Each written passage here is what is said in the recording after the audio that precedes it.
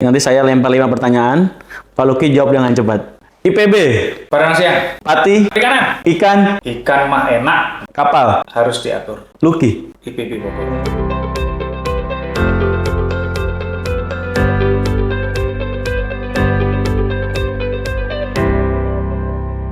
Baik, bincang-bincang santai pada kesempatan hari ini kita akan mengobrol dengan Profesor Luki Arianto selaku guru besar dari kampus IPB. Terima kasih Prof atas kesempatannya. Makasih Mas Hendra, teman-teman Gantei. Panggil aja Luki Adrianto lah, iya. nggak usah profesor. Kita ngobrol santai aja. Siapa Luki? Tadi kita baru saja mengikuti launching buku juga dari PSPKL tentang ekonomi kesejahteraan nelayan skala kecil. Bisa didapatkan di online Pak ya? Bisa di online, bisa nanti pesan dari sekretariat PKSPL juga boleh. Tadi saya belum baca semuanya Pak Luki. Tapi saya tadi baca biografi Bapak soal asal Bapak dari Pati. Saya kira dari Bogor, teman-teman dari Pati, Pantura. Ya. Apakah hal itu juga yang melatar belakangi Bapak sehingga ngambil kuliah perikanan? Atau dulu orang Patinya bukan Pati Pantura, Pati Pegunungan? Enggak, saya Pati Pantura. Saya kota. Cuman saya memang waktu saya S1, bapak saya itu almarhum itu pensiunan BUMN pertanian memang. Tetapi kemudian ketika saya diterima PMDK IPB, bapak memang sangat senang karena kan bapak kan pertanian lah istilahnya. Jadi wow baguslah pertanian gitu. Cuma setelah saya masuk IPB, kan dulu kan belum ada penjurusan Mas. Jadi masih tingkat 1 itu masih bareng-bareng. Terbuka ya. Saya suka ikan kan. Jadi saya waktu main di Pati itu kan ya main ikan juga. Nah, saya bilang bapak saya, Pak kalau bukan pertanian boleh nggak? Jadi saya masuk ke perikanan karena memang Pati kan bumi minatani ya. Kalau buminya udah sering lah pertanian gitu. Nah minanya ini ya yang menarik dan maka saya langsung tertarik untuk mendalami perikanan. Bahkan mulai S1 penelitian pun saya di Pati untuk istilahnya belajar memahami kehidupan perikanan skala kecil di Pati ya, waktu itu tahun berapa? 90-an lah. Gitu Mas Hendra. Ya kalau Pati itu, saya beberapa kali ke Pati ya. Yang di Jawa Tengah itu perikanan terbesar itu kalau nggak Pati, Tegal ya? Saya malah lebih ekstrim lagi. Ya? Jadi kalau saya ngobrol di kawan-kawan itu, kalau kita bicara perikanan nasional, tidak membicarakan perikanan Pati, gagal. Benar. Artinya memang kontribusi tanda kutip Pati dalam perikanan nasional ya. Kalau di Jawa Tengah, clear ya, Pekalongan, Pati itu termasuk 2 besar lah. Tetapi di nasional pun sebetulnya kan pemain-pemain atau teman-teman nelayan Pati sangat punya peran baik secara lokal small scale di situ maupun yang teman-teman yang tahu kalau ya Pati kan memang ada kelas ya, ada yang kecil, ada yang juana itu besar-besar. Juana kan besar-besar. Nah, dia kan sampai ke Kalimantan, 6 bulanan ke atas. Betul, sampai ke kemarin sempat ke mana itu Papua dan seterusnya. Jadi memang Pati salah satu barometer ya, saya sebut sebagai barometer perikanan. Cuman memang karena Pati multi scale, sehingga memang harus bijak gitu ya, mana yang terkait dengan perikanan skala kecil, mana yang memang harus bisa kita dorong untuk sustainable fisheries di level perikanan skala menengah dan besar. Gitu. Jadi kurang lebih, kalaupun ada kebijakan harus 2 produk yang berbeda. Ya, harus, jadi nggak bisa kemudian Pati dianggap misalnya kecil semua. Ya. Atau juga misalnya Pati lupa kecil, yang gede doang, itu juga menurut saya jangan. Jadi artinya memang harus kalau saya sering mengatakan sebagai multi scale fisheries gitu Mas. Jadi perikanan multi skala yang pasti beda policy-nya, baik itu untuk konteks akses, untuk konteks misalnya teknis maupun sampai kepada kebijakan ekonomi antara perikanan skala kecil, menengah dan besar. Pak, berkaitan dengan perikanan Pak, banyak kalangan ya, tidak hanya dari nelayan atau akademisi, bagi juga kalangan masyarakat umum ya. Ada namanya itu Pak, perubahan iklim Pak. Iya betul. Nah itu yang sampai saat ini, yang mungkin yang menurut teropong para akademisi seberapa besarkah atau adakah atau bagaimana sih dampak perubahan iklim terhadap para pelaku usaha perikanan ya, baik itu tangkap, budidaya, itu seperti apa Pak? Iya, saya pakai kacamata 2 ya, karena perubahan iklim ini kan 2 hal ya menurut saya. Satu, secara teori, secara ilmiah, perubahan iklim itu, walaupun di dunia ilmuwan pun ada itu Mas Iya, yang tahu perdebatan. sendiri, ada perdebatan, ada yang percaya, ada yang tidak, bahkan ada yang bikin buku ya, saya lupa nama waktu itu, buku saya baca ditulis lebih sekitar 100-an orang ilmuwan yang intinya adalah tidak mempercayai perubahan iklim. Sisi lain juga ada teman-teman yang memang pro terhadap iklim. Buat saya pribadi, saya melihat bahwa perubahan iklim itu memang menjadi sebuah hal yang harus diantisipasi, maka ada adaptasi dan mitigasi. Singkatnya begini, perubahan iklim kan harus data, Mas ya. Misalnya terkait dengan kenaikan muka air laut disebabkan oleh perubahan kenaikan suhu permukaan. Nah, karena climate change itu kan change-nya perubahan atau tanda kutip change-nya climate itu waktunya kan panjang, Mas. Nggak bisa kita bilang bahwa dalam 2 tahun kelihatan perubahan iklim. Minimal kalau menurut saya perubahan iklim itu diamati harus 10 sampai minimal ya 10 tahun lah, 10 tahun lebih banyak lebih bagus lagi. Bahkan ada yang mengatakan bahwa 25 tahun ke atas dan seterusnya. Nah, dalam perspektif teoritis maka perubahan suhu harian itu bisa memengaruhi terkait dengan perubahan muka air laut. Ketika ikan itu hidup di air laut memanas karena perubahan iklim, misalnya karena lapisan ozon masih berkurang dan suhu meningkat gitu ya. Maka secara biologis ikan akan menyesuaikan dengan namanya suhu swimming layer-nya kan Mas. Kalau ikan-ikan yang swimming layer-nya di atas dengan suhu tertentu, ketika suhu makin panas, dia turun kan. Maka ada namanya declining swimming layer gitu. Jadi mereka turun ke bawah untuk menjaga suhu hidupnya. Kita tahu lah ya, sebagai makhluk biologi, ikan punya tanda kutip adaptasi suhu. Nah, ketika terjadi perubahan suhu, lalu ikan itu beradaptasi secara biologis, tanda kutip spatial mobility, pindah ya, entah dia vertikal atau horizontal, ini yang kemudian menjadi pengaruh kepada nelayan. Dalam bahasa saya di ecosystem approach itu misalnya ada namanya range of collapse. Jadi nelayan tuh nangkep lebih jauh tuh. Iya. Nelayan nangkep lebih dalam. Contoh lemuru ya di Selat Bali itu kan dulu sering terjadi. Kenapa kok tiba-tiba lemurunya hilang? Padahal nggak hilang. Padahal bukan nggak hilang karena swimming layer pindah gitu. Sementara kedalaman alat tangkap yang waktu itu diizinkan oleh peraturan bersama antara dua provinsi sekian senti atau sekian meter. Nah, ketika itu tidak boleh lebih dari itu, sementara swimming layer sudah turun, maka tidak ada hasil tangkapan, maka dia suatu saat dia naik lagi kan. Nah, itu terjadi muncul yang disebut dengan saya sebut sebagai climate trap ya. Jadi trap di mana nelayan beradaptasi terhadap perubahan iklim.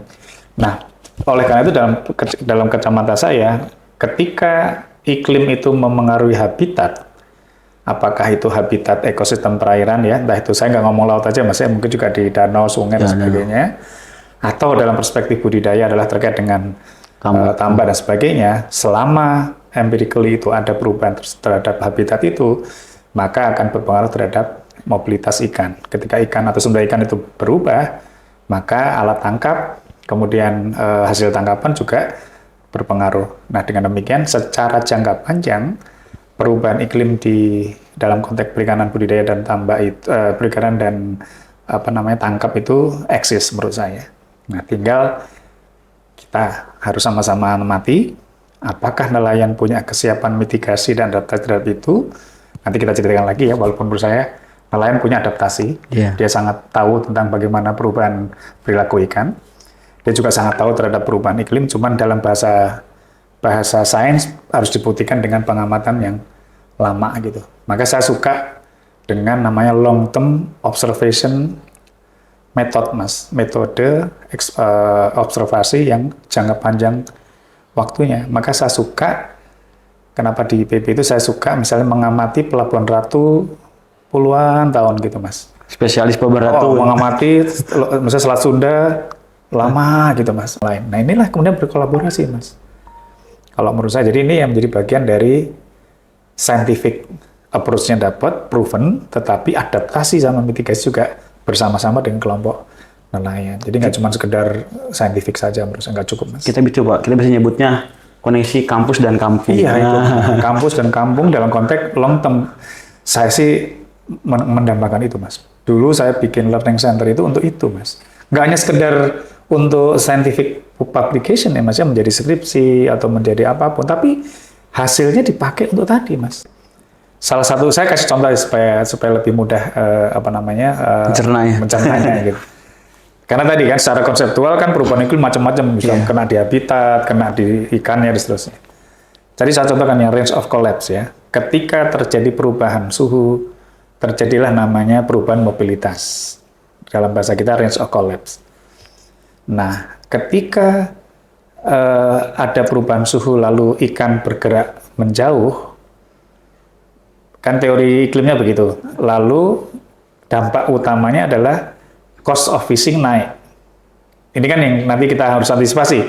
Kalau cost of fishing naik, ditambah dengan tanda kutip nelayan tidak dapat menangkap ikan dengan baik karena ikannya mulai berkurang, misalnya, atau kalau ekosistem pindah posisi karena tadi coral bleaching misalnya itu atau apa, sehingga cost of fishing naik, revenue-nya turun karena catch-nya turun. Ini dampak yang kita clear dalam perspektif perubahan iklim. Sehingga apa? Pendapatan turun, cost naik. Apa yang terjadi? Rugi. Nah, itu kan dampak secara tidak langsungnya perubahan iklim terhadap kesejahteraan nelayan. Nah, apa adaptasi atau mitigasinya? Range of collapse tadi, Mas. Bagaimana kita bisa bergerak tidak hanya soal perikanan tangkap teknisnya saja, tapi nelayan juga kemudian diberi literasi tentang ekosistem. Oleh karena itu, misalnya, bagaimana menghindari coral bleaching dengan cara ekosistem yang kita sebut sebagai rehabilitation atau kita sebut sebagai restorasi. Karena itu menjadi bagian dari konteks adaptasi terhadap perubahan iklim. Sehingga literasinya adalah, kalau saya pakai bahasa sekarang gini, langsung aja ya. OSM tahu Mas ya? Under Effective Conservation Measure itu kan di luar konservasi ya. Itu aja dikuatin Mas. Kalau OSM itu kan, kalau yang saya sekarang dampingi dengan teman-teman, termasuk dengan teman-teman dari BRIN, dari KKP, dari beberapa teman-teman LMME, itu adalah menguatkan komunitas lokal untuk memperbaiki atau mengelola ekosistem dalam satu kesatuan unit kawasan, lalu dia diberi right untuk mengelola ini. Nah, ketika terjadi perubahan iklim, maka dia bisa mengantisipasi dengan tidak terlalu harus jauh di luar itu. Sehingga kalau range of collapse itu bisa diantisipasi dengan pengelolaan OSCM, ditambah dengan adaptasi inovasi terhadap alat tangkap, mungkin itu menjadi jawaban terkait dengan perubahan iklim. Itu untuk perikanan tangkap ya. Kalau budidaya misalnya apa? Misalnya saya sebut sebagai ecosystem based aquaculture. Mas Hendra kan sekarang lagi rame lagi nih Mas, bahwa menghidupkan tambak. Jadi tambak yang mati karena dulu kan ya mohon maaf ya, namanya aquaculture itu ya pokoknya bikin tambak aja gitu, nggak melihat ekosistem sekitarnya. Kasarnya gua batin jadi kota-kota, petak-petak, selesai. Nah sekarang Mas, dengan nama ekosistem based aquaculture, yang dipelihara mangrove-nya. Jadi kita nungguin mangrove dulu, kemudian baru dibuat alamiah tambak-tambak, yang kemudian mangrove itu kan mengurangi terhadap suhu. Maksudnya kalau ada mangrove kan suhunya jadi bisa lebih teratur, karena mangrove itu disebut sebagai regulator untuk suhu atau untuk climate regulator istilahnya. Mengaruh air juga berarti. Betul. Nah, sebagai contoh gini Mas, kalau mangrove, saya sebut sebagai, tapi bukan silver fisheries ya. Ini soal, walaupun kelihatan soal istilah, tapi agak beda tuh kalau saya itu. Terusnya kalau silver fisheries bukan ya? Bukan. Jadi walaupun itu silver fisheries look betul secara teknis, tapi secara konseptual pengelolaan ekosistem, saya sebutnya sebagai ekosistem based aquaculture. Kalau tadi kan ekosistem approach aquaculture untuk fisheries Mas ya, untuk perikanan tangkap.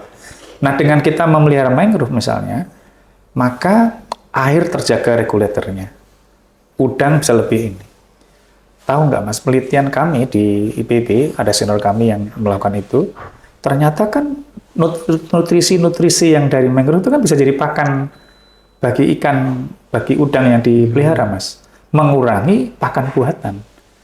Secara hitungan lebih jangkau lagi, kalau kita pakan buatan, bikin pabrik, emisinya segala macam, dengan begitu maka emisi juga bisa rendah. Nah itu cara adaptasi yang mungkin takes time, tapi long term Mas. Maka dalam bahasa blue economy kemarin di UNOC itu kan sustainable and regenerative blue economy. Nah, kalau menurut saya ecosystem approach, lalu ecosystem based management, ecosystem based aquaculture itu salah satu adaptasi mitigasi terhadap perubahan iklim. Dalam kacamata saya yang harus memperbaiki lingkungan, Pak ya. Menurut saya, Mas, karena iklim kan environment juga yang nomor satu yang kena. Sehingga mitigasi adaptasi ya environmental management menurut saya. Nah, jangan cuman ortodok environmentalism aja, lupa terhadap livelihood, lupa terhadap kesejahteraan lain. Itu yang saya terus terang di kepala saya itu dua itu, Mas. Ekosistem nggak bisa sehat, saya sebut sehat kalau tidak mensejahterakan.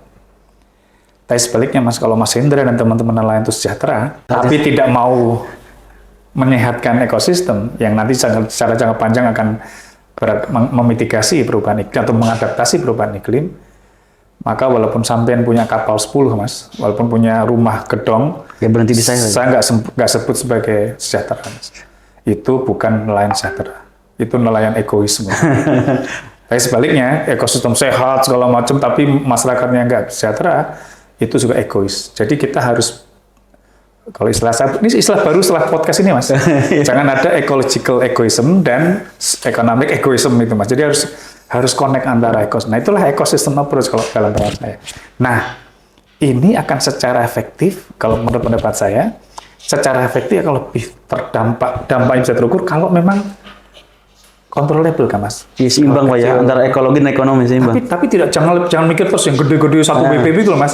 Yang seperti Mas Hendra lakukan sekarang kan, Mas Hendra membina satu kelompok di satu desa gitu misalnya, ya. Katakanlah satu desa dengan ekosistem ada leadernya kan, misalkan Mas Hendra kan selalu mulai dengan leadership itu kan, champion itu kan, itu aja cukup, Mas. Kalau katakanlah satu kabupaten punya 2-3 desa, katakanlah mulai ada 3 champion, kan nggak apa-apa, Mas. Daripada kita mikir sak WPP, tapi akhirnya jadi malah konsepnya boleh untuk setiap satu WPP, tapi dalam konteks implementasi ya tadi, Mas, perlu ada champion di daerah. Dan kalau manageability-nya kan lebih enak, Mas, kalau championship desa gitu. Maka pendekatan saya lebih suka kalau pendekatannya adalah village ya. Jadi rural base, jadi pendekatan desa itu. Saya sebut sebagai ACM perdesaan, pengelolaan pesisir dan laut perdesaan. Jadi dia punya level desa yang controllable-nya rendah, controllable-nya tinggi ya berarti kan ya.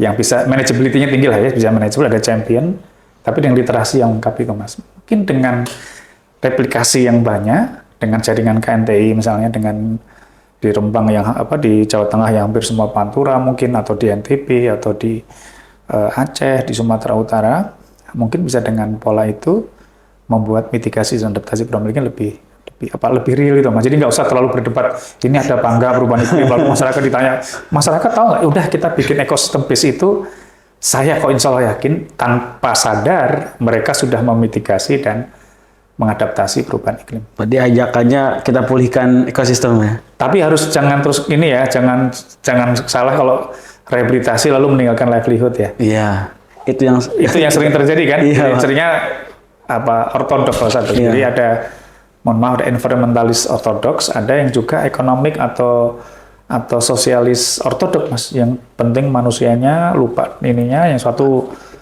sangat concern terhadap ekosistem masyarakat ditinggalkan, bukan urusan saya, bukan itu. Ya kan Tuhan menciptakan sumber daya untuk memenuhi makhluk yang ada di situ kan. That's the point, Mas. Kalau bahasa saya sebagai orang social ecological system spesialis adalah Allah menciptakan bumi, berarti kan ekosistem dulu, Mas. Iya. Baru Nabi Adam diturunkan. Peliharalah bumi. Jangan bikin kerusakan di muka bumi. That's the point, Mas. Iya, jadi kalau ilmu saya, Allah sudah menurunkan social ecological system dari awal, bahwa manusia tidak bisa lepas dari ekosistem tanpa membicarakan intinya human is integral part of ecosystem, kira-kira gitu. Maka pendekatannya harus pendekatan ekosistem. Jadi kalau masih ada orang pesisir misalnya, Pak, yang miskin, kelaparan tuh kenapa kira, Pak? Ya tadi, Mas, ada dua kan, Mas. Karena saya orang SES kan selalu ekosistem, lalu ada dalam sistem sosial. Apakah persoalannya di sistem ekologinya, apakah persoalannya di sosial sistemnya, atau persoalan di konektivitas antar dua itu? Yeah. Itu yang membuat kawan-kawan kita sementara sebagian masih belum beruntung ya. Nah, menurut saya ketika ekologi tidak memungkinkan, sosial sistem juga tanda kutip tidak punya struktur untuk lebih sejahtera, intervensi diperlukan, Mas. Pemerintah itu apa semua kalangan? Semua dong. Kalau ini ya, nggak tahu Pak Luki mau komentar atau enggak? Mau komentari silakan nggak apa. Kira-kira pemerintah ya kaitan dengan itu, menurut kacamata Pak Luki saat ini seperti apa Pak untuk Tentang perubahan iklim segala macam tadi ya? iklim, Ya. adaptasi upaya-upaya terus memulihkan pesisir dan sebagainya. Tertulisnya kan sudah, Mas. Tertulisnya loh saya ngomong ya. Nggak usah jauh-jauh ya. Selama ini KKP ya sementara ya, kalau karena otoritas kita kan di situ. Kementerian Kelautan Perikanan dalam setiap forum, baik global maupun nasional, kita apalagi nasional, selalu ngomong blue economic pillar itu kan. Yang ini blue economy, baik lagi adalah blue economy dalam perspektif KKP ya. Karena blue economy itu tidak hanya perikanan dan kelautan, dia ada multi sektor. Nah, yang blue economy 5 pilarnya Pak Menteri atau KKP sekarang ini kan, pertama terkait konservasi, yang kedua adalah PIT kan, quota base. Ketiga ini yang terkait tadi dengan klip dari smart aquaculture. Yang keempat adalah pulau-pulau kecil dan pesisir pulau-pulau kecil. Empat adalah marine plastic atau marine debris. 5 pilar itu. Nah kalau kita lihat 5-5-nya kan ada unsur perubahan iklim. Konservasi clear, sekarang malah ada blue carbon ecosystem coba didorong gitu. Artinya apa? Mereka sudah concern dengan kata kulit bahwa blue carbon ecosystem menjadi penting. Hanya saja catatan saya, blue carbon ecosystem harus dipandang sebagai total ecosystem service. Jangan ngomong karbonnya doang.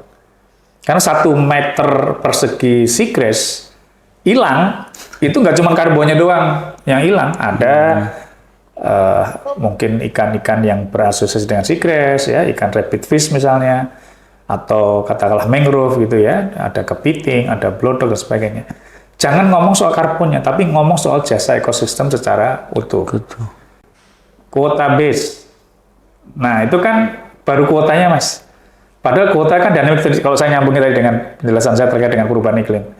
Berarti kuota base harusnya dinamik dong, Mas, nggak bisa statik. Iya. Ngerti nggak, Mas? Iya, jadi demersal dengan plastik kan beda. Contohnya gitu loh, itu kan belum masuk di dalam konteks kuota base. Saya sebut sebagai climate sensitive kuota base business kan belum. Yang ketiga, udah ada lumayan nih, yang ketiga, smart aquaculture. Ada itu namanya sensitive climate, jadi misalnya terkait dengan bagaimana perikanan budidaya didorong untuk juga adaptif terhadap perubahan iklim, misalnya mengurangi emisi dan sebagainya, menggantikan misalnya kincir air itu dari BBM fuel jadi solar panel gitu kan, contoh-contoh gitu ya. Yang keempat apa Mas? Pengelolaan pesisir dan pulau-pulau kecil, itu kan oke lah ya, sudah mulailah teman-teman pulau kecil sudah adaptif terhadap perubahan iklim. Dan terakhir debris. Nah, itu kan juga terkait dengan oceanografi, perubahan iklim dan sebagainya. Secara teoritis mungkin ada di 5 pilar itu, Mas. Tetapi secara policy mungkin kalau 1 sampai 10 ya, Mas ya, mungkin baru sampai 3 4 tuh, Mas. Contoh PIT. Kalau saya dari dulu kan mungkin saya bilang sama sama KKP kan jangan kebiah uyah, jangan sadek sanyet kalau bahasa Jawa. Apa itu, Pak? Selalu pengennya cepat gitu loh, Mas. Ah, iya. Maka dulu saya sering sampaikan di KKP kalau saya diminta, karena saya ngomong bahwa penangkapan ikan terukur adalah dilakukan dengan cara yang terukur. Jadi saya bilang waktu itu, tuna dulu deh Pak yang diatur. Nah kalau yang tuna kan sudah clear, international governance kan, mulai dari tuna. Alhamdulillah kemarin waktu saya memfasilitasi kawan-kawan polen lain, yang nelayan kecil polen lain itu, teman-teman di SDI mengatakan bahwa kita mulai penangkapan terukur dengan tuna. Jadi apa yang saya sampaikan 2019, saya kritik PIT tanda kutip ya, teman-teman tanda kutip kritik itu jangan kebiah uyah, jangan sadeknya, mulailah terukur. Saya bilang itu mulai dengan tuna. Kita ngikutin kuota, tinggal kita negosiasi aja kan diplomasi agar kuota kita untuk tuna diperbanyak misalnya atau ditingkatkan. Nah dengan kata lain ya masing-masing itu Mas, konservasi, PIT dan seterusnya itu harus bisa lebih sensitif terhadap perubahan iklim. Singkat kata, climate sensitive blue economy itu kayak apa sih? We have to define our own blue economy. Sebagai contoh, kan kemarin kita waktu di Perancis ngomong blue economy pasti ocean based economy kan, emerging economy dari sektor laut. Kalau saya kebetulan pernah membantu memfasilitasi pertemuan menteri high level meeting lah Blue Economy di ASEAN. Saya usulkan bahwa Blue Economy is emerging economy coming from the ocean and mas ada N-nya, other aquatic ecosystem, termasuk freshwater. Yeah. Jadi artinya apa? Teman-teman nelayan danau, nelayan sungai di Kalimantan Tengah, di Papua yang Malino, kita punya anggota di Malino, Pak. persis mas, itu termasuk blue economy in my perspective. Dan itu dipakai mas di dalam blue economy ASEAN framework. Definisi tadi yang saya bilang itu dipakai. Jadi definisi yang kan ASEAN Blue Economy Framework keluar 2 kali mas, 2021 kalau nggak salah atau 2022, lalu keluar 2023. Yang ini ngomong ocean based economy sebelum saya fasilitasi, yang periode 2023 merevisi yang 2021-2022 yang tadi. Jadi termasuk yang inland. Tapi Blue Economy Roadmap kita yang Bappenas belum memasukkan inland, belum memasukkan freshwater. Itu yang saya sampaikan ke Bappenas. Katanya sih mau direvisi. Mungkin nih Pak, pesan Pak untuk terutama mungkin anggota Pak KNTI yang mana ada nelayan, budidaya, pengolah menyikapi perubahan iklim Pak gitu. Yeah. Kira-kira apa sih mungkin yang bisa kita bisa kita lakukan lah Pak? Ya, saya terus terang sangat impress mas ketika kita ketemu dengan teman KNTI waktu di Paris atau beberapa kali kita ketemu waktu kita ngobrol-ngobrol di beberapa kesempatan. Salah satu kekuatan kelebihan teman-teman KNTI adalah literasi, mas. Kemampuan untuk beradaptasi terhadap literasi. Kalau kita ngobrol sebentar itu kan langsung, ini nelayan, tapi literasinya beda dengan nelayan umumnya. Nah, ini jadi modal sosial menurut saya, mas. Nah, jadi pesan saya terhadap KNTI adalah men-scaling up ini, mas. Jadi literasi tidak hanya dimiliki oleh para leaders. Kalau Mbak Ulan leader apa, Mas Amin misalnya kepala apa, tapi juga kemudian diturunkan ke level, nggak usah sampai paling bawah mas, katakanlah 2-3 level di bawah. Karena begitu literasi ini, sustainable fisheries ini dapat masuk di seluruh level di anggotanya Mas Hendra di KNTI, maka tanpa sadar dia sudah mengadaptasi dan memitigasi perubahan iklim. Iya, kita juga Pak 2023 kita buat acara namanya Rembuk Iklim Pesisir. Iya, Mas Edi pernah cerita. Nah, sifatnya kita menggali informasi dari mereka. Iya, kita yang nanti mensintesis misalnya. Nah, gitu Pak. Begini gitu. Jadi nggak usah terlalu dari nol kayak kita harus di ini gitu. Karena iklim saya kira bagus. Dan kita rencananya Pak, dengan teman-teman koalisi, nama koalisi Aruki, keadilan untuk iklim itu Agustus nanti kita mau bikin agenda bersama Pak Agustus di Jakarta. Ya, jadi nanti gini mas, perubahan iklim itu kan literasi untuk policy decision, global dan sebagainya. Tapi dalam konteks implementasi lokal kan mereka udah tahu semua. Jadi untuk brandingnya boleh lah untuk branding. Tapi untuk training atau apa, menurut saya sih lebih baik kita bicara tentang adaptif, regenerative fisheries gitu-gitu ya untuk lebih. Karena fokus dia kan di situ gitu. Tanpa sadar dia sudah sudah berproses untuk menginternalis perubahan iklim ke dalam regeneratif dan adaptif fisheries itu. Oke Pak. Nah sebetulnya itu Pak. Biasanya kita sebetulnya ada itu Pak. Ada. Nanti saya lempar 5 pertanyaan. Pak Luki jawab dengan cepat. IPB. Barang siang. Pati. Perikanan. Ikan. Ikan mah enak. Kapal. Harus diatur. Luki. IPB Bogor. Oke, terima kasih Pak. Demikian semuanya. Sampai jumpa di kesempatan berikutnya. Terima kasih. Terima kasih. Assalamualaikum warahmatullahi wabarakatuh.